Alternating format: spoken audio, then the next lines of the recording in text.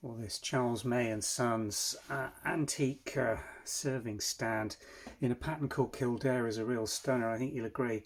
Combination of that turquoisey, greeny blue decoration that they've used in the sort of raised part of the inner rim, and then with the bars, really, isn't it? It's not lined, it's not actually part of the moulding. You can see that the moulding detail is almost in a flow blue design pickup here with the relief on the moulds not really being picked up by the design at all, but the overall effect is absolutely stunning.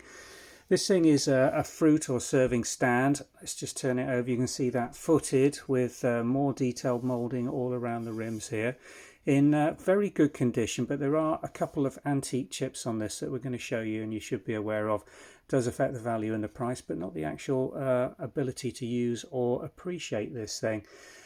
Very rare Kildare. The pattern reference number, let me just show you the marks because these are interesting. Look, get the light on them.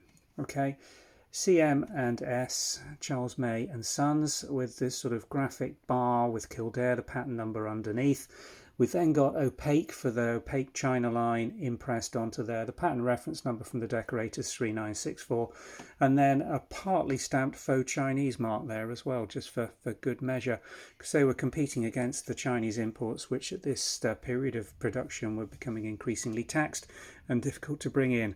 One of the condition notes to show you here, this old antique rim chip here, just nicked out, but as you can see, not affecting from the top aspect and very difficult to see. And the other one is again an under rim chip, an old one just here on the underside of the pierced handle, again not visible from the front of this piece.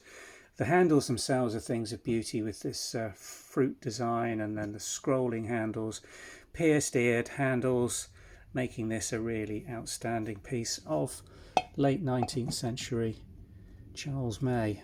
A lovely thing, very unusual. Colour palette on this is what really makes it outstanding.